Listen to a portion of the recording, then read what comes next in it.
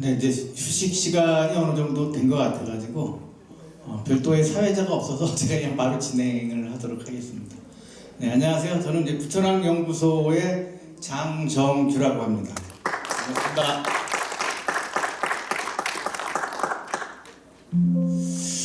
제가 어제 어리굴젓을 먹고 아주 맛있게 먹고 잠을 잤는데 오늘 새벽부터 탈이 내가지고 지금 굉장히 고생을 하고 있습니다. 컨디션이 정상이 아니기 때문에 강의하다 갑자기 저문으로 튀어나갈 수 있을 수도 있다.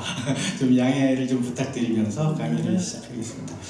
자, 제가 오늘 말씀드릴 사항은 부천의 탄생과 발전, 그리고 부천의 미래인데요. 아까 우리 부천의 미래 부분은 전 시간에 우리 김은덕 선생님께서 아주 자세하게 아주 재밌게 말씀을 해주셔가지고 저는 부천의 탄생과 발전까지만 어떻게 오늘 강의를 좀 해보도록 하겠습니다. 이 강의가 원래 한 2시간 정도가 소요되는 강의인데 그거를 1시간 안에 끝내다가 보니까 굉장히 좀 어떻게 보면 수박 겉핥기식으로 지나갈 수 있다는 생각이 들어요. 그래서 좀 자세하게 설명을 하다 보면은 시간이 좀 오버되지 않을까 그런 생각도 하고 있습니다. 저는 원래 이제 한국 근대사를 전공했기 때문에 사실 제가 사회학을 전공했거나 그러면 이제 부천의 미래에 대해서 어떻게 설명을 하겠는데 아까 우리 김문덕 선생님께서 자세하게 설명을 해주셔가지고 부천의 탄생과 발전까지 시간이 남으면 제가 나름대로 생각하는 미래에 대해서도 한번 얘기를 해보겠는데 시간이 안 될 것 같습니다. 자, 이게 1872년도에 그 지방입니다. 부평도호부, 부평부라고 그랬는데 부평도호부라고 하기도 하고 그 지방도를 보시면은 그쪽에 이제 빨간 원으로 표시한 부분이 현재 부천 지역입니다.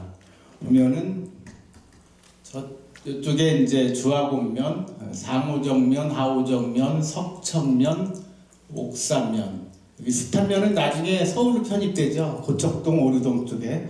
이쪽 부분이 현재 부천 지역이고요.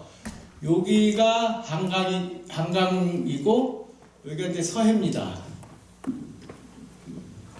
요 중간에 아까 우리 김동선 선생님 말씀하셨지만 이 굴포천이 흐르고 있습니다. 이 굴포천이 부천에서는 굉장히 중요한 하천이거든요. 부천의 어떤 도시 탄생과도 어떤 맞물려 있고 이 굴포천 때문에 우리 고대 우유모탁국이라든지 이런 고대 국가들이 굴포천의 혜택을 받아서 농사나 뭐 이런 생활을 영위할 수 있었던 그런 굉장히 중요한 하천이면서 여기 보시면은 이제 주화곡면 쪽으로 이렇게 하천이 하나 보입니다. 하천. 이게 잘 안 보이는데 하천이 이렇게 들어와가지고 주화곡면을 휘어감고 굴포천으로 흘러가는 하천이거든요. 이 하천이 여월천입니다. 쉽게 말해서. 그래서 이 하천의 혜택을 받는 데가 고강동, 원종동, 작동부터 해가지고 이쪽이 전부 이제 하천 쪽으로 가고 그 다음에 길게 나와 있는데 지도상으로는 굉장히 길게 나와 있는데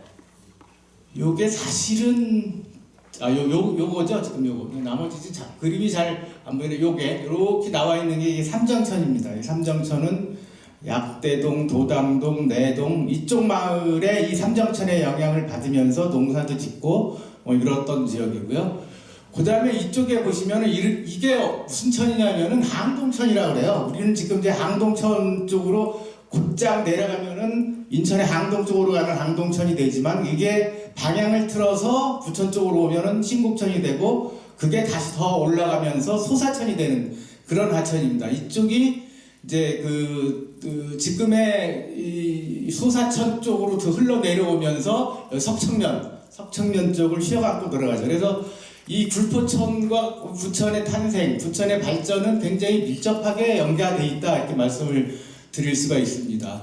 그리고 이 부천 지역은 지금 부평도호부 전체의 인구수나 면적수로 따질 때 거의 한 3분의 1? 그 정도의 규모를 갖고 있는 도시였습니다. 그래서 6개 면을 가지고 현재 부천이 이루어지고 있는데 그때 당시 조선시대는 부천이라는 얘기가 없었거든요. 왜 부천이 탄생했는지, 왜 부천이 발생했는지에 대해서 지금부터 설명을 좀 드리겠습니다. 자, 부천 탄생의 배경입니다. 자, 부천이 탄생하게 된 배경은 일제 감정기의 식민지 통치 정책, 뭐 수탈 정책 중에 하나인 요 부군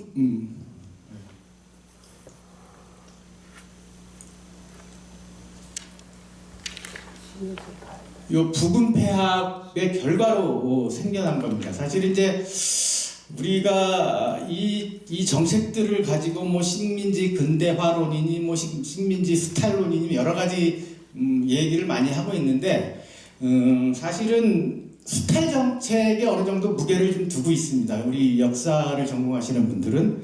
그래서 이제 일제가 시작되면서 1910년도에 그 국권이 이탈되고 일제가 시작되면서 바로 일본 제국주의들이 한 게 뭐냐면은 두 가지 정책을 펴게 됩니다. 하나는 토지조사하고 하나는 부군 폐합입니다. 토지조사는 그 식민지 통치의 경제적 기반을 마련하는 거거든요. 모든 세금은 이때 당시에 토지에서 나왔어요. 토지에서 모든 세금이 나왔는데 이 토지를 기반으로 해서 정확한 세금을 걷어들일 것을 정확하게 파악을 하고 걷어들이자, 그런 쪽이 이제 토지 정책이고, 부군 폐합은 이제 나중에 설명을 드리겠지만 일본식 지방 행정 체제를 도입하면서 좀 효율적인 뭐 통치를 이루자, 뭐 이런 쪽의 정책입니다. 잠깐만.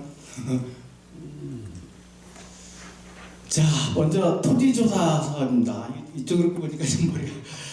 그 토지조사라는 용어는 사실은 그 1910년도, 그러니까 대한제국 말기쯤 돼가지고 토지조사법이라는 그 법령이 생기면서 처음 나왔고, 그 전에는 그 양전과 양안이라는 사업으로 진행이 됐어요. 조선시대 때는. 여기 이제 경국대전에 보시면은 그 모든 토지 6등급으로 나누고 매 20년마다 토지조사를 해서 그 결과를 본조, 그러니까 이게 호조에 하나, 그 다음에 관할도 하나, 관할읍에 하나 이렇게 보관한다고 돼 있는데, 사실 20년마다 토지조사를 거의 못합니다. 이게 이제 그렇다고 뭐 아예 토지조사를 안 한 건 아닌데, 필요에 따라서 각 지방에서나 아니면은 뭐 그 토지를 많이 갖고 있는 뭐 궁이나 이런 쪽에서는 개별적으로 자기 토지조사를 하지만은 국가 차원에서 토지조사는 20년마다 못하고 있었어요. 그런데 그 우리 조선시대 때 마지막 그 전국 단위의 양안이 이제 1720년도 병자 양안이 마지막이었었고요. 그리고 이제 이때 조선시대 때 토지대장은 이게 세금을 걷어들이는 목적에 의해서 하긴 세금이 누가 소유자인지를 중요하지 않게 봐요. 누가 토지를 갖고 있는지 중요하게 않게 보기 때문에 토지가 있으면 그냥 세금을 걷어들이면 되기 때문에 면 단위나 군 단위로 토지 조사를 실시합니다. 그래서 그러면 그때 당시에 토지의 소유자는 어떻게 권리를 증명할 것인가라는 게 있는데, 여기 문제 그 직기라는 게 있습니다. 이 직기라는 게 뭐냐면은 그 징세 업무를 담당하던 서원들이 그 토지 소유자하고 납부해야 될 세금 금액 등을 적어놓은 그 문서예요. 쉽게 말해서 이게 문서인데 이게 나중에 땅 문서거든요. 조선시대 때는 뭐 관에 무슨 지금 등기처럼 관에 성락을 받고 그런 게 없습니다. 토지를 이 땅 문서를 주고 받으면은 그걸로 매매가 끝나는 겁니다. 매매, 상속, 뭐 징역, 모든 게 땅 문서를 주고 받음으로써 그냥 그렇게 사회 관념상 그렇게 진행이 되어 왔어요. 그리고서 이제 토지 등기 제도가 시작된 거는 일제시대 때 토지조사가 끝나고 나서 등기법이 생기면서 이제 그때부터 되는데, 조선시대 때 이러한 토지 소유와 관련돼서 아무런 문제 없이 잘 지내왔거든요. 근데 또 조선시대 때 토지조사는 이렇게 돼왔고, 대한제국시대에서도 이제 토지조사가 진행이 됩니다.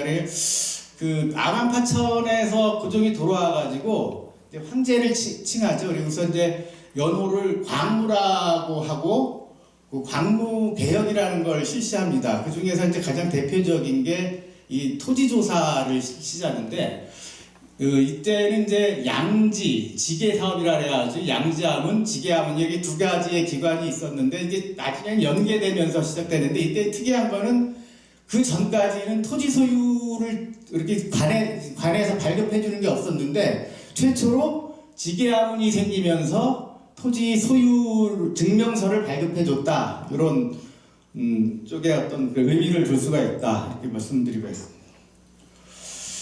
자, 그럼 이제 토지조사 사업에 대해서 말씀드리겠습니다. 토지조사 사업은 아까 말씀드렸다시피 이 세금을 걷어들이기 위한 가장 기본적인 어떤 조사를 실시하는 건데 그게 이제 1910년부터 1918년까지 진행이 됐거든요. 그런데 이 본 사업이 진행되기 전에 부천 지역에는 먼저 시범 사업을 실시를 했었어요. 시범 사업을 실시함으로써 그 결과와 경험을 가지고 한반도 전체에 대한 토지조사 사업을 실시했다 이렇게 말씀드릴 수가 있는데요. 그 토지조사 사업을 담당했던 데가 임시재산 정리국이라 하는데 임시재산 정리국은 그 전에 이제 황실, 그러니까 황실의 땅이 그러니까 왕실이죠. 그러니까 황실은 이제 황실의 땅이 전국적으로 굉장히 많거든요. 근데 일제의 입장에서 보면 이게 황실의 땅을 좀 뺏어야 되겠다 그래가지고 황실 땅을 다 국유화시켜요. 그런 기관이 그 제실재산정리국인데 이제 어느 정도 국유화시킨 다음에 그 제실정리국을 가지고 그 임시재산정리국에서 시범 사업을 부평 지역에 지금 옛날 부평이죠. 지금 이제 부평과 부천 지역에서 먼저 실시를 합니다. 그 토지조사한 목적은 여기 보면은 민심을 굉장히 중요하게 생각하거든요. 일제 초기가 되면서 얘네들이 우리가 이 토지조사를 하는데 이 땅 주인들이 혹시 반발이 있지 않을까? 이게 땅을 뺏기는 거 아닐까? 뭐 이런 생각을 가지고 토지조사 사업에 적극적으로 참여하지 않을 수 있다. 그런 동향을 파악하는 게 가장 중요했고요. 그다음에 그 가능성, 전국적으로 토지조사 사업을 하기 위한 가능성, 그 다음에 이제 측량조사의 경험 측정 이런 쪽에 목적을 두고 실시하거든요. 그런데 그 부천 지역이 선택된 이유는 교통과 지역입니다. 경인철도 때문에 서울에서 굉장히 왔다 갔다 하기 편리하거든요. 그리고 또 이 철도변에 있는 어떤 토지들에 대해서는 이상한 이제 그 토지주에 대한 그 땅에 대한 관심이 굉장히 높아요. 그렇기 때문에 여기에 실시하게 되고 또 부천 지역 아시다시피 굉장히 큰 산이 없습니다. 굉장히 평화가 많고 그래서 측량하기에 편했기 때문에 우선 시범적으로 부천 지역에서 토지조사를 먼저 임시 시범 사업을 실시하고 전국으로 확산했다 이렇게 보시면 됩니다. 이때 내가 부천 지역에 토지조사한 그 토지조사부라고 있거든요. 그걸 전부 다 봤는데 대부분이 1910년에 작성된 거예요. 그러니까 토지조사 이 시범 사업의 결과라고 볼 수 있죠. 다른 지역은 1911년부터 14년, 15년 이렇게 진행되는데 부천 지역의 모든 토지조사부는 1910년에 작성됐다. 그러니까 이때 시범 사업에 의해서 작성된 것이다 이렇게 볼 수가 있습니다. 이건 참고 자료인데요. 그때 토지조사 사업한 결과입니다. 이 토지조사 사업 결과를 보시면은 자, 외국인이 소유한 토지가 굉장히 많아요. 이거는 이제 지금 역세권이죠, 소사. 그러니까 소사역이 있던 석청면 신공리입니다. 그 보면은 전체 770필지 중에서 약 200필지, 그 중에서 33% 정도가 다 일본 소유예요. 그러니까 신공리 토지의 3분의 1 일본인 소유의 토지였다는 게 밝혀지거든요. 그러면은 우리 조선에서 외국인 토지 소유가 합법화된 게 불과 4년 전이에요. 자, 1906년 10월 달에 통감부에서 어떤 그 토지 가옥 증명 규칙이나 토지 건물 규칙 등을 만들면서 그때부터 토지가 외국인이 소유할 수 있었지 그 전에는 외국인 토지가 그 계양장의 일부 아주 극한적으로 토지 소유가 허용됐지만 그 외에는 전혀 소유가 허용되지 않았거든요. 그런데 어떻게 불과 4년 만에 3분의 1을 일본인들이 소유할 수 있을까? 이게 굉장히 좀 아이러니한데 사실은 아까 말씀드렸잖아요. 토지를 그냥 땅 문서만 주고받은 그러니까 일본인들이 그 전부터 미리 그 땅 문서를 이렇게 받아놓고 자기 소유 그냥 불법적이죠. 불법적으로 땅을 소유했을 것이다. 이렇게 이제 짐작을 하고 있습니다. 여기는 또 전형적인 농촌 지역이죠. 대장리. 이 대장리 지역은 이제 특징이 뭐냐면은 부재지주가 전체 60%가 넘습니다. 그러니까 한성부, 인천부, 그다음에 신곡리 이런 쪽의 도시 지역의 땅 부자들이 대장리 쪽에 땅을 많이 사놨다. 그리고 또 이제 여기도 외국인 토지가 한 12.6% 정도 되는데 이것도 사실 많죠. 아주 농촌 지역인데 12.6%가 일본인 소유였다. 이렇게 보시면 되고요. 여기 재밌는 거는 엄비라는 사람이 여기 한 1000평 정도 땅을 소유하고 있거든요. 엄비가 누구냐면은 그 민비, 여러분 이제 명성황후라고 하죠. 명성황후로 하는데 그 민비의 그 시위 상궁으로 있었던 분이에요. 이제 이분이 영친왕의 어머니거든요. 사실은 친모인데 영친왕의 친모인데 영친왕은 잘 아시다시피 대한제국시대 마지막 황제고 근데 그게 이왕가로 전환되면서 2대 이왕이 되는 영친왕인데 이 엄비가 그러니까 명성황후 때가 아니라 중전 때인 민비 중전인 민비의 희위상궁으로 있다 어느 날 고종의 눈에 들게 됩니다. 그래서 어느 날 고종의 서문을 읽게 되죠. 근데 민비 입장에서는 괘씸하지 않습니까? 딴 데도 아니고 자기 처소의 상궁이 신랑인 고종하고 이렇게 뭐 바람이 난 거죠. 쉽게 말해서. 그래가지고 엄비가 쫓겨나요. 엄비가 한 10년 동안 궁에서 쫓겨나게 되거든요. 그러면서 내가 생각하기에는 이 쫓겨났던 시기에 이 대장리에 와서 살지 않았나요? 대지도 있고 전도 있고 하는 거 보니까 집도 있었다는 얘기거든요. 그래서 그 10년 동안 궁에서 쫓겨날 때에 엄비가 이게 대장동 이게 확실하지 않습니다. 내 추측입니다. 엄비가 살았을 가능성이 있다. 그래서 이때만 토지조사 할 때만 해도 대한제국 시대였지 않습니까? 그러니까 엄비라는 분은 쉽게 얘기해서 황실의 가족이에요. 그러니까 주소도 없고 그냥 엄비 이렇게 딱 표시하고 있었어요. 그러니까 엄비가 가지고 있던 대지, 뭐 전, 답 이런 것들이 있었다. 사실 이제 명성황후가 죽고 나서 고종이 또 엄비를 굉장히 사랑했던 모양이에요. 명성황후가 을미사병으로 시해되고 난 다음에 바로 엄비를 불러들이거든요. 불러들여서 이제 그때부터 다시 궁에 살게 되는데, 근데 그 영친왕이 몇 년도에 태어나냐면 1897년도에 태어나거든요. 1896년도에 아간파천을 한단 말입니다. 이때 엄비도 아간파천 때 같이 데리고 갔다. 그래야 이제 영친왕이 태어날 수 있는 게 시기적으로 맞죠.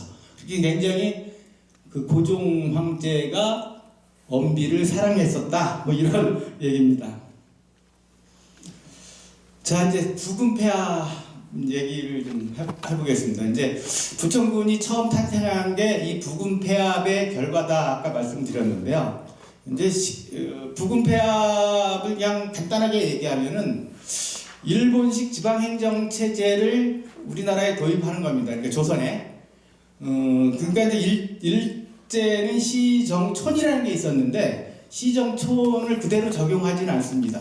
그러니까 이제 그 나중에 말씀드리겠지만 각 12개의 부가 있어요. 부. 일본인들이 모여 사는 지역을 이제 부로 나머지는 이제 군 뭐 이렇게 만들었는데 이 부에서는 이게 적용이 돼요. 시정촌 그러니까 부정촌 이런 식으로 적용이 되는데 나머지 농촌 지역인 부는 그대로 그냥 읍면동, 리 이렇게 진행이 됩니다. 그래가지고 이 일본식 지방행정 체제를 도입하면은 바로 이제 그 행정 체계가 일어나야 되겠죠. 그리고 또 거기에다가 이런 면장 뭐 해가지고 이제 군수 등을 임명을 하면서 그 지방에 대한 어떤 조선 총독부의 그 지배력을 좀 강화시키겠다는 그런 의미가 있습니다. 그 부군 폐합 기준이거든요. 이게 조선 총독부에서 만든 겁니다. 이렇게 부군 폐합을 하겠다. 그래가지고 이제 종전의 부예요. 그러니까 이 부군 폐합하기 전에 부가 12개가 있었어요. 근데 그 부는 지금의 군과 같은 굉장히 넓은 쪽에 부 밑에 면이 여러 개 있었거든요. 그 종전에 부 지역을 계양지, 시가지는 계양지는 인천이나 뭐 이런 데를 얘기하고 시가지는 뭐 경성이죠. 경성 이런 아주 작게 축소를 합니다. 나머지 농촌 지역, 그러니까 농촌 지역들은 다 군으로 다 떨어뜨려서 군을 만들어요. 이게 이제 도심 행정의 기본단이고 이제 군은 그 종전 부의 농촌 지역을 분리하여 별도의 군으로 재편한다. 그러니까 이제 조선 총독부 입장에서 봤을 때 값어치 있고 돈이 되는 땅들은 다 부루, 일본인들이 모여 사는 쪽은 부루 만들고 나머지 별 값어치 없는 거는 이제 군으로 만듭니다. 근데 부와 군은 굉장히 틀린 얘기거든요. 근데 군수는 대부분 조선인들의 군수가 되는데 요 부의 행정 책임자인 부유는 다 일본인입니다. 그러니까 이 부는 쉽게 얘기해서 일본에 의한 뭐 일본인에 의한 일본의 뭐 이런 식의 아주 일본인들의 이익을 위한 어떤 행정체계였다 이렇게 보시면 됩니다. 그리고 이제 조선 총독부에서 이 토목 사업을 하지 않습니까? 그러니까 예를 들어서 도로, 철도는 있었고 뭐 항만, 그다음에 뭐 상하수도, 전기 이런 토목 사업을 하면은 부에만 특혜를 줬어요. 또 근데 부는 자기 나름대로의 자치권을 가지고 있었어요. 자치권을 가지고 있어서 회계도 자체적으로 별도 회계를 구성하고 뭐 이런 정도의 특혜를 굉장히 많이 받고 있었습니다. 그냥 부는 그냥 그대로 농촌적인. 여기 재밌는 거는 자 면적은 뭐 40방이 인구는 10,000명을 기준으로 한다고 돼 있는데 부군 폐합하고 난 다음에 부천군의 면적은 66,000이었습니다. 굉장히 많죠. 근데 면적에서 모자라요. 34방인가 그밖에 안 되기 때문에. 그래서 면적을 기준으로 인구는 많지만 면적을 기준으로 부평군이 탄생했다 이렇게 보시면 됩니다. 그래서 이제 부군 폐합 결과 종전에 317군 4,322면에서 220군 2,521면으로 굉장히 축소가 되는 그런 게 일어납니다. 시간이 좀 너무 촉박해서 빨리빨리 진행해야 되겠네요. 자, 아까 제가 부군 폐합의 기준을 말씀드렸잖아요. 이 부군 폐합의 기준을 가지고 조선 총독부에서 13개의 각 도장관이라고 했는데 지금 도지사인데 도장관한테 비밀 문서를 보냅니다. 자, 이런 기준에 의해서 니네 도에 부군 폐합을 할 테니 그 계획서를 만들어서 우리 조선 총독부로 보내라. 그게 여기 보는 비밀문서 제467호입니다. 이 부군 폐합과 관련된 모든 문서는 BJ467호로 떨어져요. 그래가지고 경기도 장관이 야 우린 계획을 이렇게 세웠습니다 하고 보고하는 겁니다. 그래서 여기 보고하는 게 여러 가지 항목이 있어요. 왜 어떻게 부군 폐합을 할 것이며 그 부군 폐합을 한 후에 그 군의 명칭은 어떻게 할 것이며 군 소재지는 어떻게 이 세 가지를 쭉 나눠서 계속 보고를 합니다. 첫 번째 부군 폐합의 이유입니다. 부군 폐합의 이유는 인천부 및 부평구 인천부 이게 부하고 군을 또 설명하려면 시간이 많아서 그냥 들어가 있습니다. 인천부 및 부평군을 설명하고 병합하고 남양군 대부면 영흥면 및 강화군의 신도 시도 모도 장봉도 강화군의 4개 남양군의 2개 뭐 이런 식으로 해가지고 하나의 군을 만들겠다 해가지고인데 그 이유는 뭐냐?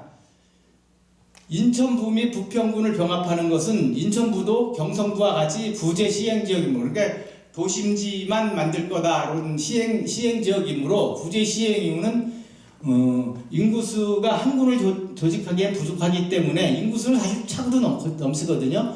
지형상 부천군을 병합하여 한 군으로 조직하는 것이 적당하다 이렇게 되어 있습니다. 그러니까 사실은 인구수가 문제가 아니라 면적 때문에 부평부와 부평과 인천을 합하게 되는 거죠.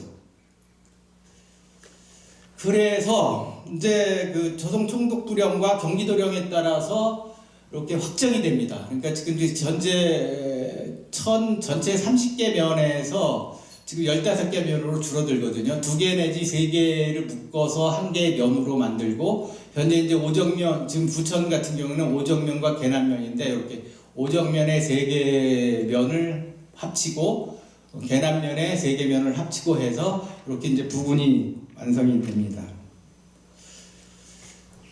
요게 이제 그 1930년도에 발행된, 부천군에서 발행된 이제 관내도인데, 여기 보시면은 요건 육지고요. 이쪽 바다에 있는 모든 섬이 다 부천군 겁니다. 요 강화도 본섬은 아니에요. 강화도 본섬 아니고, 강화도에 부속되어 있던 장도시도 뭐 이런 거 4개 섬까지 다 포함해가지고 전부 부천군에 소속이 돼 있고, 여기 경인철도가 있죠? 여기 경인철도 위가 사실은 부평입니다. 경인철도 위가 부평이고, 여기 경인철도 밑에 이렇게가 인천부거든요. 그러니까 이제 사실은 부평이 좀 커요. 덩치로 보면은 원래 부평이 조선시대부터 인천부보다 훨씬 더 상위 등급에 있던 그런 그 도읍이었었거든요. 그래서 이제 이런 식으로 합치어서 이제 부천군을 만들거든요. 여기 이제 인천부 보이시죠? 여기 계양지 면적이 어느 정도냐면은 2km, 3km, 2.5km, 3km 아주 작아. 6평방미터, 6점 몇 평방미터니까 걸어서 가면 뭐 몇십 분이면 가는 아주 작은 쪽에 아주 도심지만 인천부가 되는 겁니다. 그리고 나머지는 사실은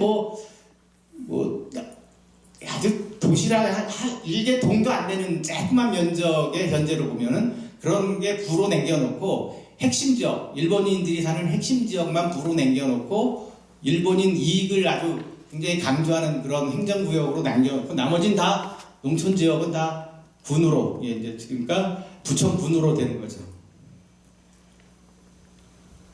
그다음에 두 번째 이제 군을 폐합했는데, 그러면은 그 군의 명칭이 뭐냐? 이게 이제 부천이어서 탄생하는 겁니다, 처음에. 그래서 이제 부천군 본군은 부평군 및 인천부 시제 그걸 병합했기 때문에 부평군의 부와 인천부의 천자를 결합하여 부천이 생기는 겁니다. 뭐 부천과 뭐 양천과 뭐 이런 식의 얘기도 있지만, 사실은 정확하게는 부평의 부, 인천의 천, 2개의 글자를 따서 부천군이 되는 겁니다. 이게 경기도에 이런 사례가 여러 건 있거든요. 여러 건 있는데, 이때 명칭, 군의 명칭이 현재까지 남아 있는 것은 부천군이 유일하게 지금 남아 있습니다. 자, 이제 세 번째는 이제 군소재지. 그럼 군소재지를 어디에 할 것인가? 이게 2개의 군을 합쳤으니까 이제 부평군청, 그러니까 이제 계양산 밑에 옛날 그 부평도읍 자리도 쓸 수 있고, 그다음에 문학산 밑에 옛날 인천도읍 자리도 쓸 수 있고, 이제 여러 가지 쓸 수가 있는 조건이 되는데, 그럼 군소재지를 어디에 할 것이냐를 가지고 이제 경기도 장관이 다시 보고하는 내용이거든요. 그때 어디냐면은, 이게 원래 이제 경기도 장관이 2가지를 제안한. 첫 번째는 그 옛 인천도읍 자리를 처음에는 제안을 해요. 인천도읍 자리를 제안하다가, 그다음에 몇 개월 있다가, 거기는 좀 안 되겠다. 그래서 다시 옛 인천 감리서 자리를 제안합니다. 재물 보죠, 거기는. 그러니까 지금 인천 부하에 있는 인천 감리서 자리를 제안하는데, 요거는 나중에 사실은, 받아들여지지 않아요, 총독부에서. 그러니 여기가 법무부 관할 땅이에요. 그때 말한 법무부 관할 땅이기 때문에 아마 안 됐을 것이라고 보는데, 나중에 다시 말씀드리겠습니다. 그래서 인천부의 중앙에 위치하고 쓰지 않는 관유 건물이 적지 않기 때문에 그러니까 이제 옛날 인천도읍 자리죠. 그 전에는 인천 군청으로도 사용된 적도 있었어요. 그런 이제 군청이나 도부에서 쓰던 건물 중에서 남아있는 건물들이 많기 때문에 여기에 쓰겠다 보고서입니다. 그 다음에 이제 이걸 현지조사 보고서가 따로 있어요. 이거는 요거를 이제 그 예정지에 대한 현지 조사를 한 보고서거든요. 그 여기서 이제 딴 건 두고 이제 우리 부천군이 그럼 인천 도부 건물 중에서 어떤 걸 썼느냐면 본관을 썼어요. 인천 도부는 동원이죠. 쉽게 해서 이제 본관은 현재 사립 명륜학교로 사용되어 있기 때문에 다소의 수리를 할 경우 바로 이를 사용할 수 있을 거다. 그러니까 본관 자리가 그 명륜학교에서 학교로 사용하고 있었던 거예요. 그러니까 명륜학교는 그 각 지방 향교에서 운영하는 학교거든요. 그러니까 바로 옆에 인천 향교가 있어요. 그래서 인천 향교에서 운영하던 학교였는데 명륜학교 자리를 부천군청 자리로 쓰겠다 이런 얘기거든요. 그러니까 그 나머지 이제 뒤에 보시면은 객사를 제외한 나머지는 이를 해체하여 수리 재료로 제공한 것이 적사하다. 객사만 남겨놓고 뭐든지 해체가 되죠. 그래서 객사는 나중에 부천 보통 공립학교가 됩니다.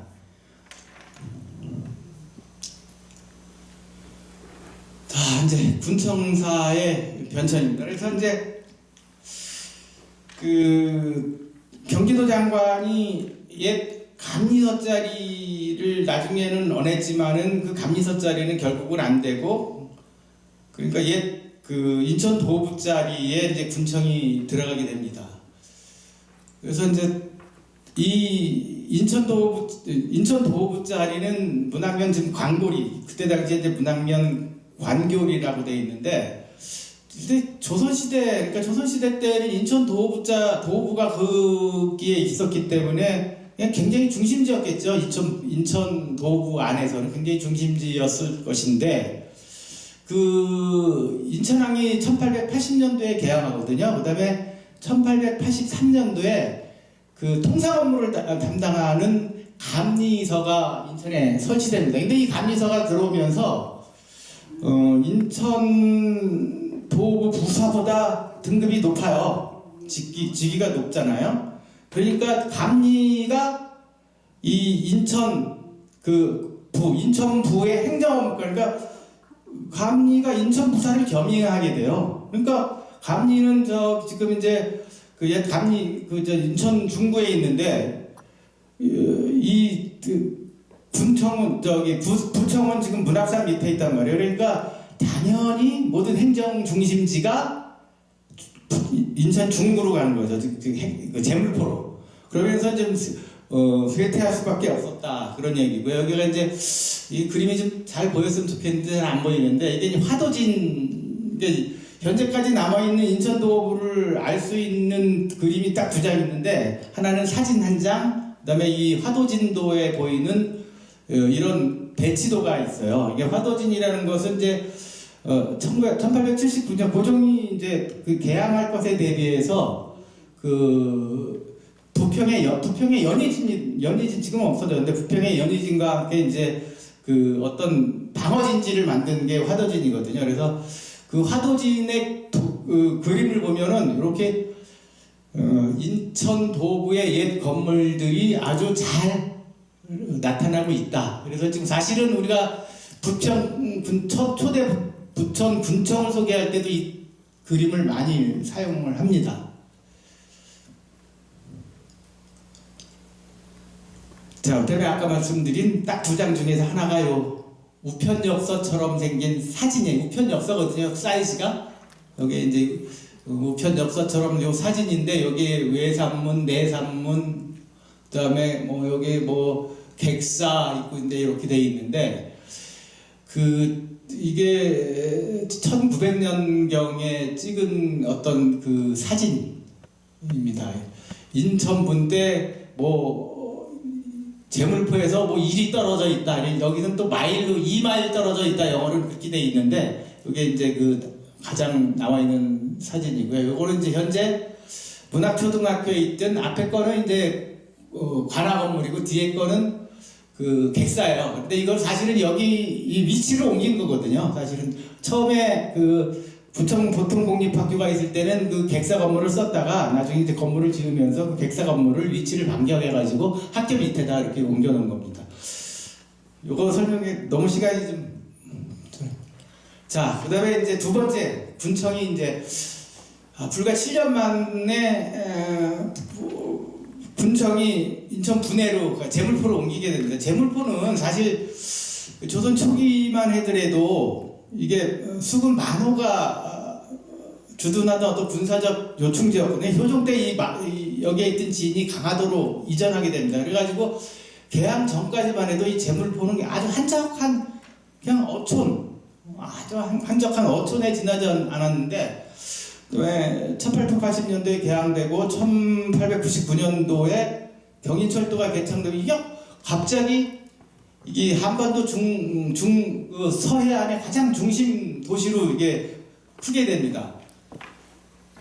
그래서 이제 그 처음에 문학면 관교리에 부천군청이 자리 잡기 전부터도 부천군청이 교통의 중심지인 제물포, 그러니까 제물포 쪽으로 옮겨야 지금 섬 쪽에 있는 6개 면, 육지에 있는 9개 면의 그 군민들이 접근성이 좋지 않느냐, 그쪽으로 옮겨야 거기에 자리 잡고 처음부터 거기에 자리 잡았어야 하거나 아니면 옮겨야 된다, 그런 의견들이 굉장히 많았어요. 그래가지고 이걸 이제 그 부군 폐합 전에 경기도 장관이 그 총독부에 일로 옮겨주십시오 하고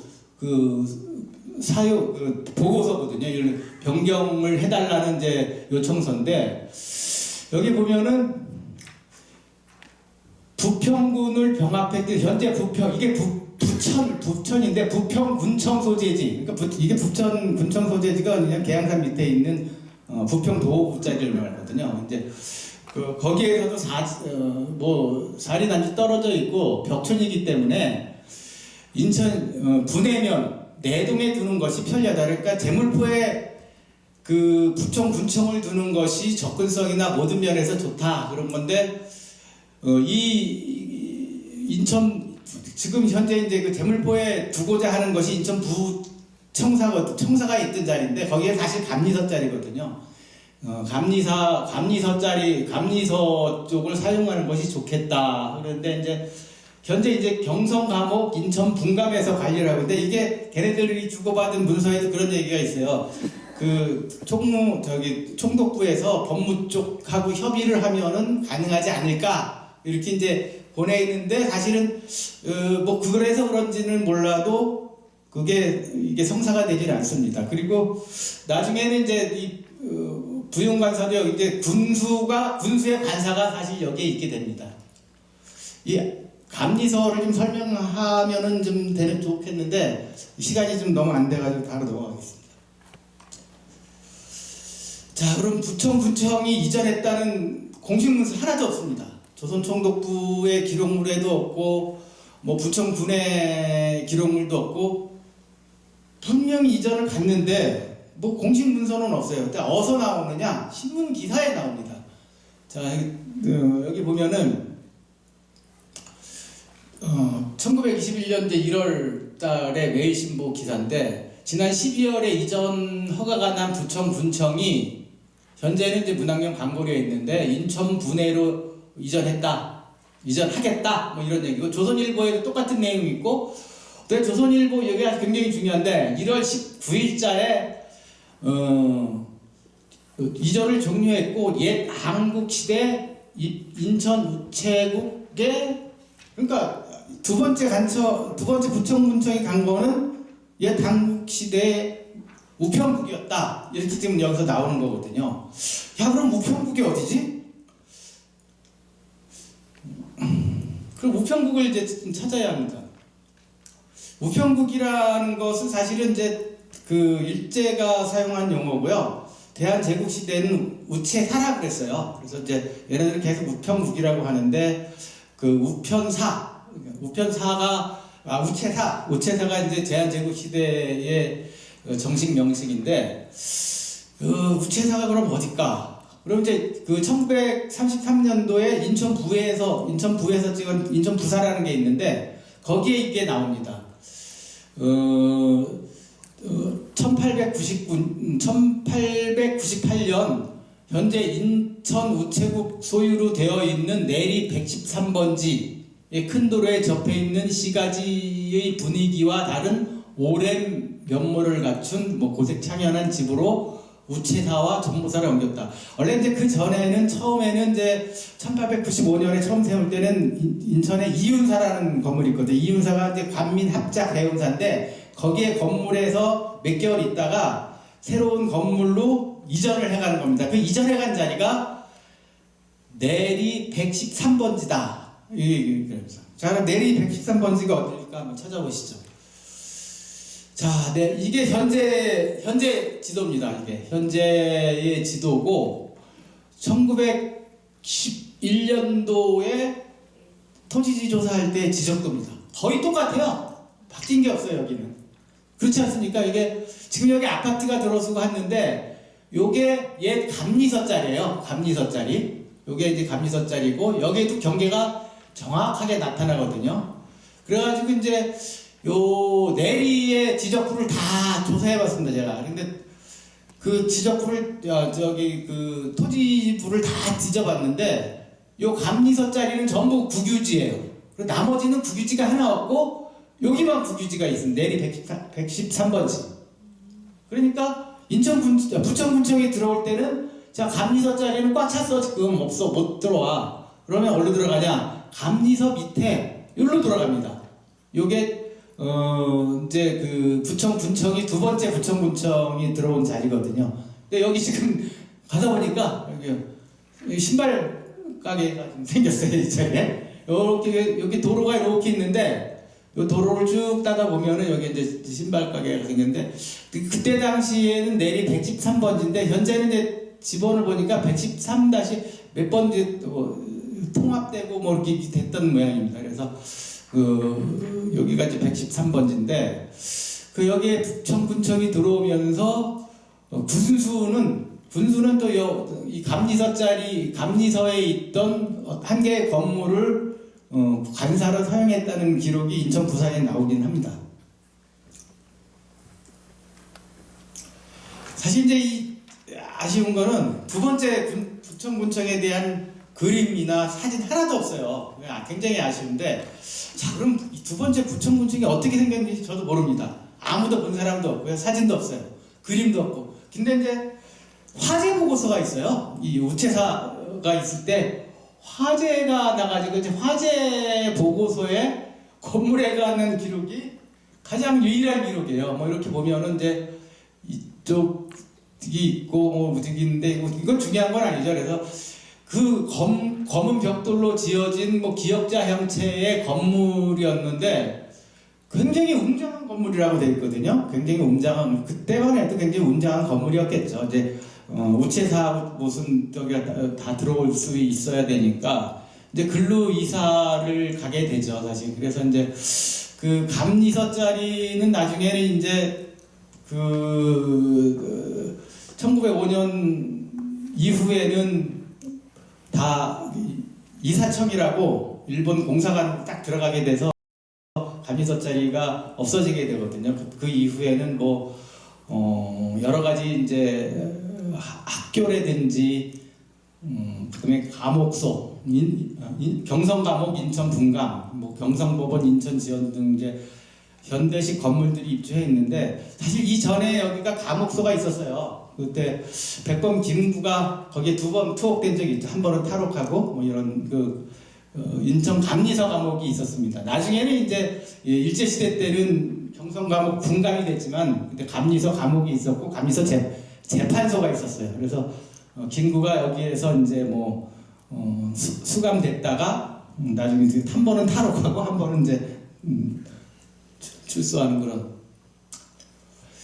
자, 그럼 세 번째 부천군청이거든요. 세 번째 이제 사실 두 번째 부천군청을 아무도 얘기를 안 해요.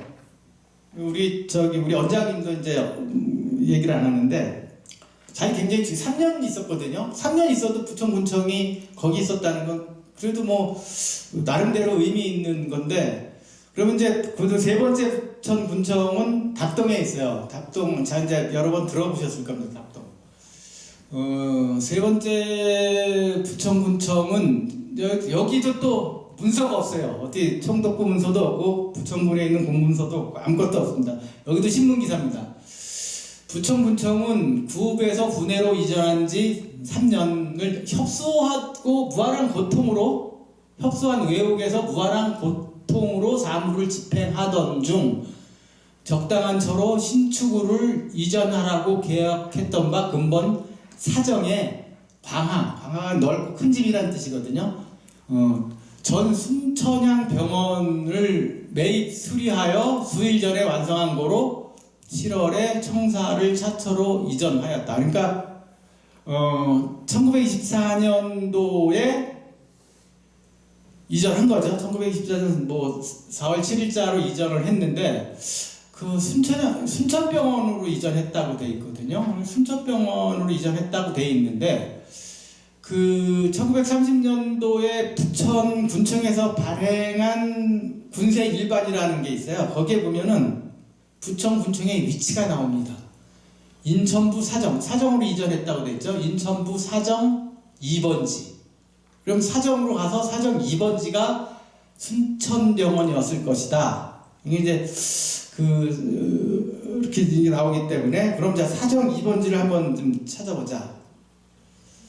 자 사정 2번 이게 그 부천군청이 그 답동 천주교 교회 옆에 있는데 그런 얘기가 계속 그런 소문으로 들렸었어요. 그러니까 이게 마을 이야기에도 나오긴 하는데 옛날에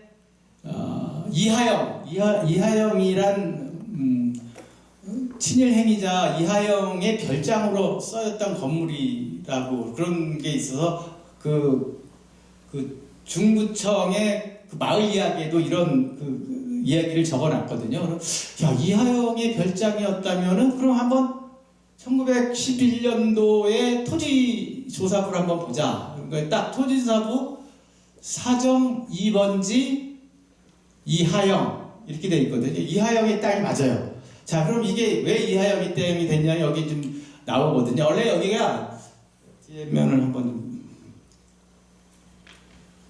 여기가 사정 2번지거든요. 여기가 이제 천주교회고 이쪽이 일본식 사찰이 있었어요. 여기 일본식 사찰이 있었는데 사찰이 있다 보면은 묘지가 있어야 되잖아요. 여기 원래 묘지자예요. 여기가 묘지자인데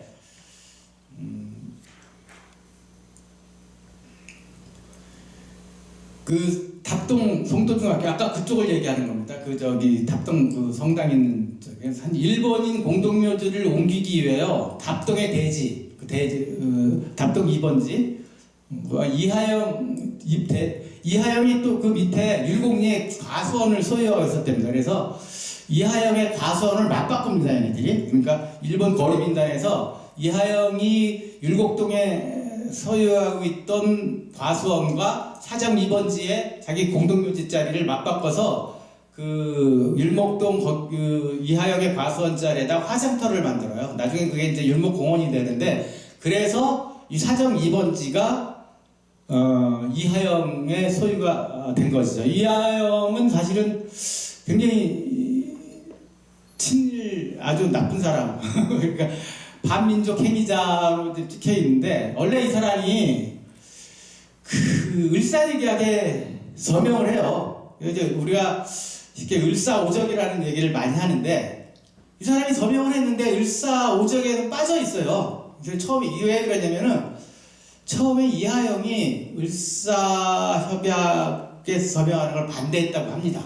그래서 을사오적에 빠져 있는데 나중에는 적극 가담한다고 합니다. 적극 가담해서 내가 보기에는 이하영까지를 포함해서 을사육적 정도로 만들어야 돼요. 이분 아들이 또 이규원이라고 그 조선 그런 어떤 그런 귀족회 부회장도 하고 또 재밌는 거 이분 손자가 재밌어요. 이종찬 씨라고 아시나요, 여러분?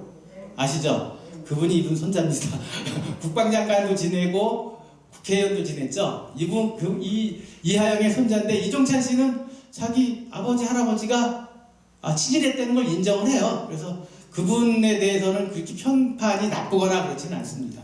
이하영은 굉장히 재밌는 사람인데 처음에 부산에서 찹쌀떡 장사를 했다고 해요. 그러다가 어떻게 이제 미국인 멜렌 박사라고 그 공사를 지내거든요. 그 양반 요리사로 취직을 해요. 그러니까 이제 이 양반이 공사가 되니까 영어를 어느 정도 했겠죠. 그래서 갑자기 외무 대신이 됩니다. 그러니까 이 사람 참 점점 화려한 사람인데, 자, 이거는 아까 말씀드렸죠. 이게 이제 이쪽 가운데 쪽이 일본식 사찰이 있었기 때문에 여기가 공동묘지 자리였는데 다 바꿨다. 근데 여기가 전체가 이 사정 전체가 여기도 사실은 일본인 소유였다가 바꿨죠. 이 천주교의 땅을 빼놓고는 다 일본 땅이에요. 다 일본인 땅입니다. 요 1번지, 요 중국 사람 땅. 그러니까 사정 전체가 일본인 땅이었다. 그러니까 이제 내가 보기에는 이때 토지 조사부를 보면은 거의 반은 인천부 내에 거의 반은 일본인 땅이었지 않았을까. 그런 생각이 됩니다. 지금 이제 답동은 행정동명으로 없어졌죠. 여기는 지금 없어졌는데 아직도 답동이라고 불리는 이유는 답동 성당 때문에 그렇습니다. 답동 성당 때문에 답동이라고 불리죠. 이게 인천교구, 인천대교구 본당이기 때문에. 자, 율목리 부천군청. 이게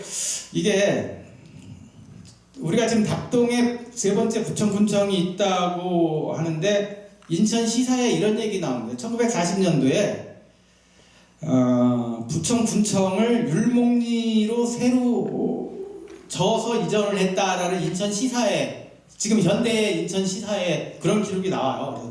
무슨 소리야, 율목리가. 그러니까 왜 여기가 율목리거든요. 여기 붙어 있어요, 사실은. 이게 옛날에 붙어 있기 때문에 여기가 이제 일본식 발음으로 데라마찌 사정이 데라마찌 부천군청보다는 붙어 있으니까 율목리 부천군청으로 불려졌을 가능성이 있다. 부천군청은 답동에서 이전하지 않았습니다. 1962년도에 소사읍으로 올 때까지 한 번도 이전한 적이 없어요. 그리고 이제 1959년도에 국방부에서 전국적으로 지명 조사를 합니다. 근데 그때는 이제 지명 조사라는 게 아니라 대한민국 정부 수립 처음 하는 거기 때문에 지명 제정이라고 했거든요. 근데 지명 제정이라고 해가지고 각 읍면동까지 다 이장들을 동원해가지고 조사를 해요. 뭐 지명뿐만 아니라 어떤 관공서, 건물, 학교, 은행 이런 걸 다 조사하는데 1959년도에 지명조사 차례 보면은 거기에 지도도 있고 다 나옵니다. 여기에 부천군청이 있다고 표시를 하고 사정 2번지로 딱 명시가 돼 있어요. 그렇기 때문에 1940년도에 율목동으로 이전했다는 인천시사가 잘못된 겁니다. 자, 이제 부천군청의 관내 귀환입니다. 자, 여기 군청이 이제 답동에서 이쪽 소사읍으로 이전을 하지 않습니까? 근데 여기 소사읍으로 이전한 이유에 대해서는 이제 대부분의 우리 시사나 그런 쪽에 보면은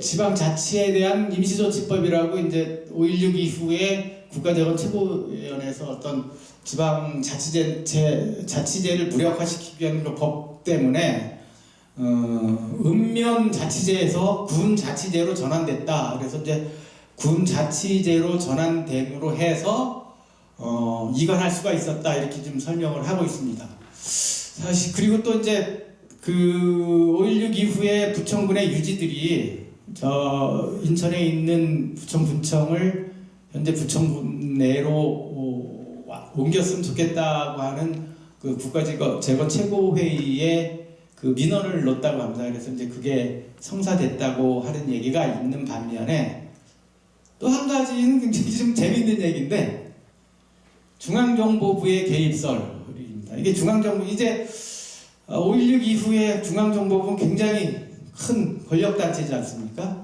중앙정보부가 어디로 가냐면은 답동 2번지 부청군청짜리를 딱 찍어서 나 절로 갈래. 그러니까 니들 다 가. 뭐 이렇다는 얘기가 있어요.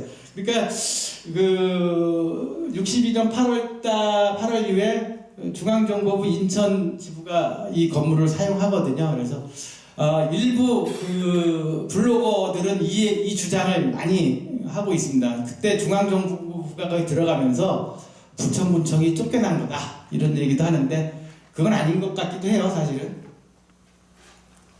요게 이제 그 1972년도에 부천군청이거든요. 여기가 지금 옛날 대신증권자리죠. 지금은 딴 건물로 바뀌었는데 거기 자리거든요. 이게 1980년대까지도 뭐 이렇게 거의 비슷하게 있었거든요.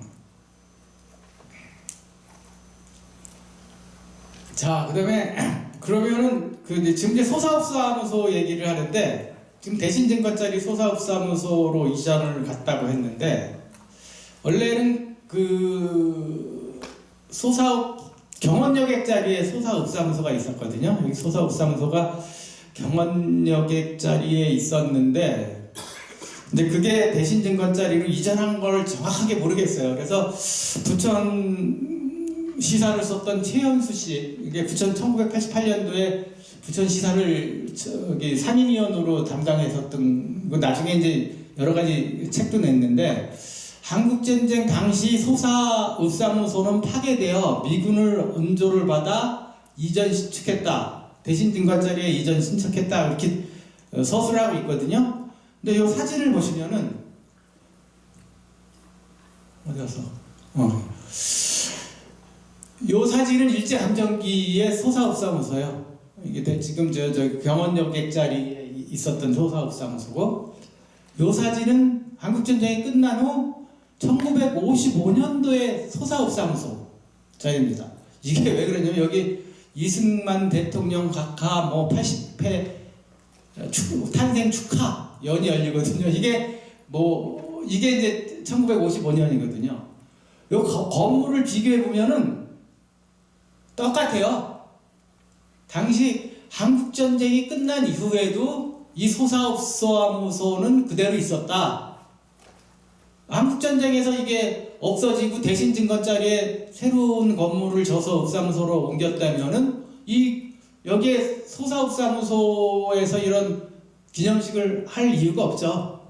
그래서 이거는 잘못된 거. 1955년 이후에 어떤 이유에서든지 대신증권자리로 이전해 갔다. 이 소사업사무소가 재밌는데 한때 6.25 동란 초기에 여기가 김포지구 전투사령부로 사용했었거든요. 원래 이제 김포지구 전투사령부가 처음엔 김포에 있다가 이 김포반도 쪽을 저가한테 다 뺏기고서 일로 이전을 해와요. 이전을 해와가지고 김포 비행장을 뺏겼거든요. 그래가지고 여기에서 주변에 있는 군대들을 모아가지고 김포공항 탈환 작전이라는 걸 합니다. 그때가 아마 6.25 나서 며칠 안 됐어요. 쫙 내려오는 거. 근데 사실 중과부정이죠. 인민군들은 엄청 내려오는데 여기 오합지졸의 군대를 모아봤자 김포공항을 탈환하는 게 참 어려운데 그때 이제 실패를 하죠. 많은 전사자를 남기고 실패를 하니까 거기 사령관이 이제 우병욱 중령이라는 분인데 이분이 엄미산에 올라가서 그 불타는 김포공항을 바라보면서 자결을 합니다. 그런 사실이 있어요. 역사적인 사실. 자, 이제 군역의 변화인데 1시간 조금 하는 데까지 말하겠습니다. 자, 이게 이제 부천군이 이제 그 광역구청군을 조금씩 뺏기게 됩니다. 제일 먼저 뺏긴 거는 인천부가 확장을 하기 때문에 뺏깁니다. 인천부가 왜 확장을 하느냐? 아까 말씀드렸잖아요. 부는 어브 더 재팬, 바이 더 재팬, 퍼 더 재팬, 일본인들을 위한 어떤 그런 공간인데 이게 이제 시간이 가니까 일본인 사람들이 자꾸만 늘어나는 거예요. 이게 부가 아까 6점 몇 평방키로밖에 안 되는데 사람 일본인들이 자꾸만 오니까 부 바깥으로 자꾸만 일본인들이 나가잖아요. 그래서 그러면 안 되겠다 그래가지고 인천부청 입장에서는 자기네들 그 거류민을 보호할 어떤 그런 순수한 그런 일본인 이익을 위해서 부를 확장하는 겁니다. 얼마 안 돼요. 8개 동네를 확장을 하죠. 사실은 뭐 여기 보면은 인천부와 붙어있는 뭐 하진리, 옥년리, 광교리, 승길이 일부, 그 다음에 다주면에 도화리, 용정리, 뭐 간성리 일부 이렇게 확장을 하게 되죠. 그래서 이제 일본인들이 구 안에서 보호를 받을 수 있게 그런 조치가 그 1차 확장이에요.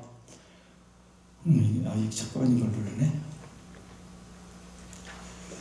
자, 이제 그래서 여기 보시면은 여기 원래 6점 몇 평방미터의 인천부였던 거를 이렇게 붙어 있는데 일본인들이 많이 모여 사는, 새로 이사 와서 많이 모여 사는 데를 1차 확장합니다. 사실 얼마 안 되는 면적이긴 하지만 그래도 얘네들 입장에서는 또 나름대로 중요하다고 생각했나 봐요.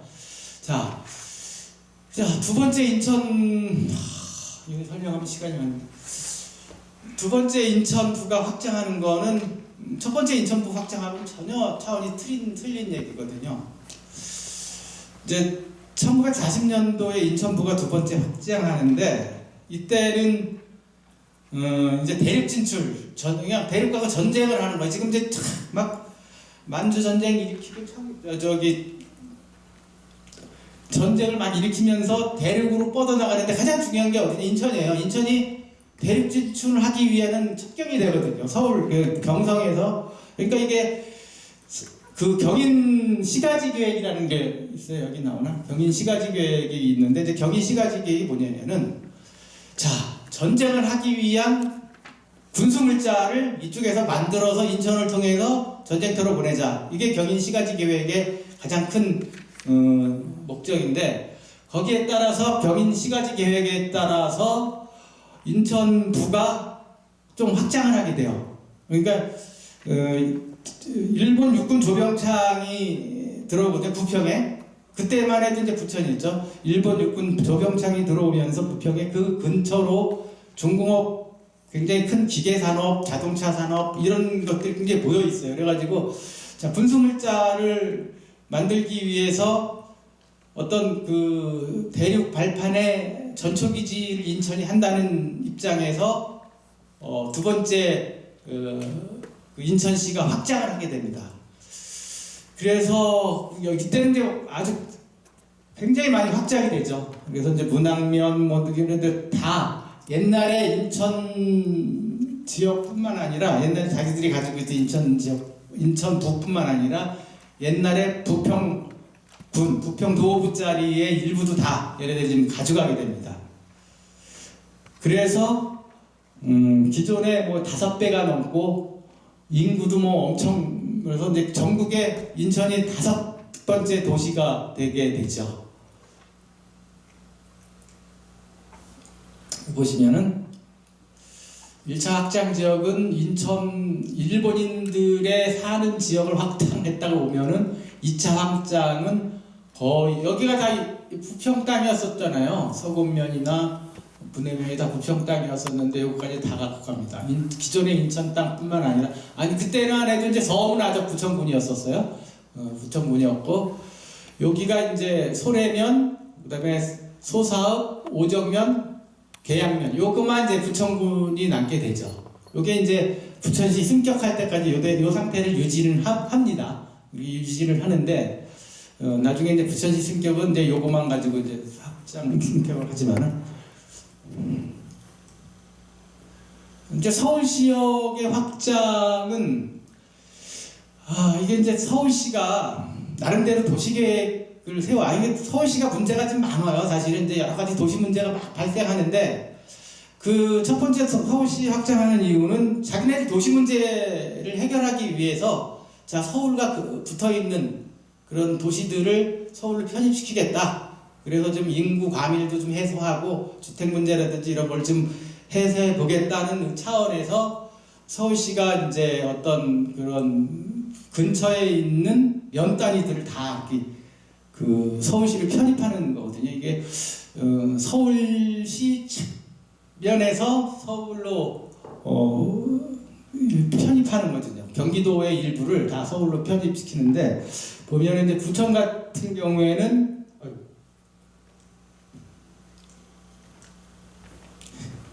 잘못 눌렀습니다.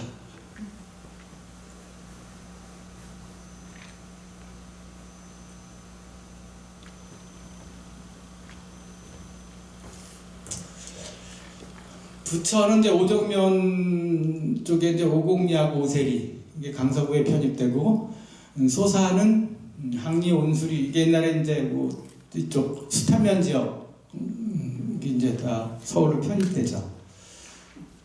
여기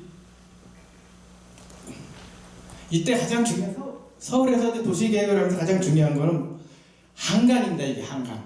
이게 이렇게 한강이 걸러가고. 요 노란색 선이 아마 여기서 잘 안 보이는데 자료에는 있을 겁니다. 노란색 선이 확장되는 서울시의 땅입니다. 굉장히 넓죠. 요렇게.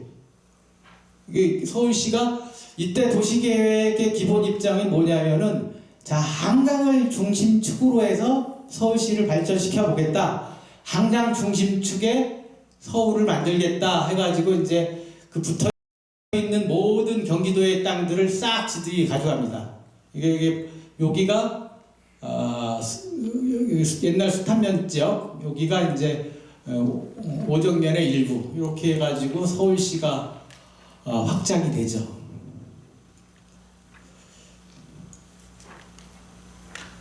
자, 이제 거의 이제 마지막 단계는 이제 부천시 승격입니다. 자, 부천시 승격은 이게 굉장히 아쉬워요. 뭐 부천시 승격 50주년 뭐 여러 가지 행사도 많이 하고 하는데 그때 시가 승격되면 안 됐어요. 시가 승격되면 안 되고 더 있다 승격됐어야 됩니다. 여기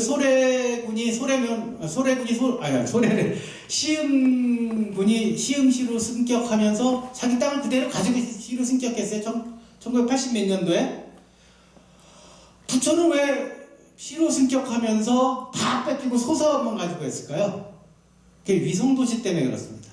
이게 전무후무한 일인데 그때 이제 안양이 이제 안양하고 성남이 시로 승격하거든요. 안양읍사, 성남 충수장소. 얘네들도 다 위성도시의 개념으로 딱 그거만 읍하고 출장소만 아주 보기 드문 그리고 아주 통탄할 시로 승격되면 안 됐습니다. 이때는. 그래서 이게 좀 아쉬워요. 그래서 그 1963년도까지만 해도 이제 서울시가 자기 도시 문제를 해결하기 위해서 경기도 땅을 받아들여가지고 서울시 영토로 만들었잖아요. 근데 이때 1973년도쯤 되니까 서울시가 자기들을 더 이상 외연을 확대하는 것보다는 자기는 그대로 있고 자기들이 사용할 수 있는 활용할 수 있는 위성 도시를 만들자. 그게 이제 부천시 승격의 이유입니다. 부천시 승격이 순수하게 위성 도시 개념에서 바라보시면 됩니다. 그러면은 이게 안타깝죠. 자, 이게 이제 부천시가 승격된 지역입니다. 자, 이게 요렇게만 해도 부천시가 승격됐으면은 우리가 가용할 땅도 많고 굉장히 많고 이따가 내가 시간이 안 돼서 설명을 못 드리겠지만은 부천시가 지금 나중에 오정면이 넘어오거든요. 오정면이 넘어와서 이렇게 부천시가 되지 않습니까? 부천시가 전국에서 인구 밀도가 참 높았어요. 지금은 80만인가요? 87만까지 갔었죠. 몇 년 전에. 그때 서울을 제치고 인구 밀도가 1위였었어요. 인구 밀도가 많다는 건 땅이 없다는 얘기거든요. 하지만 인구 밀도가 많다는 것은 다른 쪽에서 보면 가용할 인력은 많다. 땅이 없다. 아쉬운데 땅만 좀 이게 지금 이제 이 땅 여기 이 땅 가지고 부천시를 승격했으면은 지금 시세가 굉장히 훌륭했을 거다.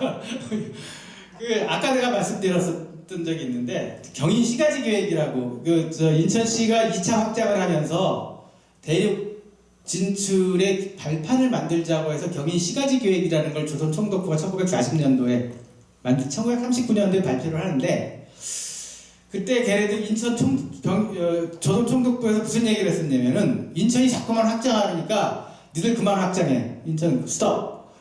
그 다음에 얘네들이 그 경인 일체화론이라는 게 같이 나와요. 경인 시가지 계획하고 경인 일체화론이라는 게 같이 나오는데 자, 인천은 그만 확장하고 자, 이제부터는 전부 경성부로 편입할 거야. 부천, 김포, 양천, 나 경성부로 편입할 거야 하고 계획을 세웠어요. 근데 이제 태평전 전쟁을 일으키면서 이게 일본의 어떤 그런 재정 사항이 받쳐주지 못하니까 그걸 못했거든요. 사실 그때 그 경인 시가지 계획에 따라서 경성부로 편입됐으면 현재 우리가 서울시일 수도 있어요. 그런 수도 있는데 참 이게 아쉽다는 생각을 계속 하게 됩니다. 이게 그러니까 이제 기존의 10개의 면에서 승격할 당시에 한 개의 의부로 가지고 시로 승격하죠. 조금만 더 있다 시로 승격했으니 이 땅을 그대로 가지고 시가 됐을 텐데 하는 아쉬움이 있고요. 이게 지금 단순한 영토 30뿐만 아니라 이 계양 굉장히 중요하죠. 계양산이 있고 시흥 소래산이 있고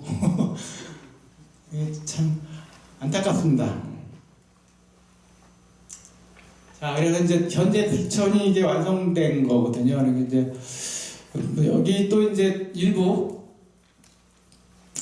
부천시에 김포구로 넘겨줬던 거를 다시 이제 부천시로 받아들이죠. 이거는 진짜 그나마 다행입니다. 이제 저기 옥장면 옛날 중화군면이죠. 이쪽 지역이 다시 이제 부천군으로 들어온 건 그나마 다행이고요. 그 다음에 현재 시역에서 그 옥길리 쪽하고 괴수리 쪽 일부가 부천에 편입됩니다. 이거는 이제 산업화라는 측면과 맞물려서 이제 그때 조금씩 움직이긴 하는데 그래서 아까 보셨듯이 이쪽이 굴포천이고요. 굴포천 이쪽이 지천 첫 번째 이렇게 동쪽으로 뻗은 여월천입니다. 여월천이죠. 이쪽이 신국 항동천이죠. 부천은 요 두 개의 천 사이에 있습니다. 이렇게. 그러니까 이제 그래서 굴포의 동쪽 이게 이제 현재의 부천이 완성돼. 이 숱하면은 나중에 뺏기긴 하지만은 이렇게 현재의 부천이 완성돼서 현재 이루고 있다. 이건 이게 이제 여기까지만 하겠습니다. 너무 시간이 많이 돼가지고 자 그만하겠습니다. 감사합니다.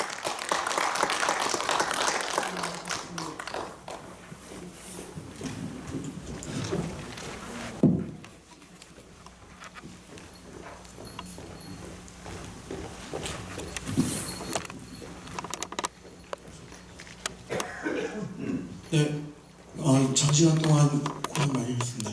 네, 그 장정규 위원님께 박수 한번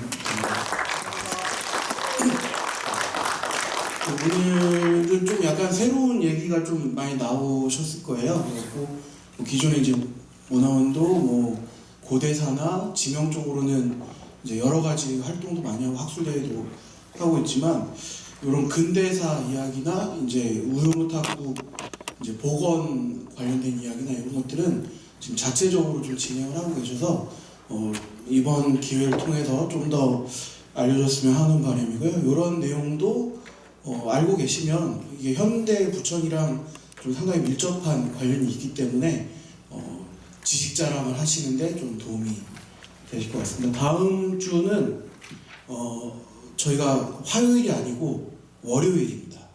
예, 이거 꼭 기억하셔야 됩니다. 다음 주 화요일에 오시면 아무도 없습니다. 네, 그래서 다음 주 월요일에 2시부터 2개의 강의가 있고 마지막으로 수료식을 할 예정이거든요. 그래서 오늘까지 3번을 오신 분은 수료증을 드릴 거고 오늘까지 2번 왔지만 다음 주까지 오시면 3번이 되니까 그 3번에 해당하시는 분들은 저한테 제 번호 아시죠? 문자나 카톡을 보내주시면 제가 미리 수료증을 만들어 놓겠습니다. 그래갖고 다음 주 월요일에 꼭 오시거나 아니 못 오시더라도 오늘까지 3번 오셨다 그러면 이제 문자를 주시면 수료증을 제작해서 나중에라도 드리겠습니다. 그리고 다음 주 월요일은 부천의 발굴문화재 관련된 강의가 이어질 예정인데요. 그 부천문화원 연구소는 고고학 전공자들이 여러 분 계세요. 그래갖고 현재 지금 저기 오정동 쪽에 원정동 쪽에 발굴을 직접 하고 계신 정창희 연구위원도 계시고 또 이제 부천의 그런 고대사 관련된 이야기도 많이 해주시고 또 부천 지역 발굴 현황도 이야기해 주실 서봉수 위원님도 계시기 때문에 두 분이 강의를 해주시고 이제 수료식을 진행하도록 하겠습니다. 예.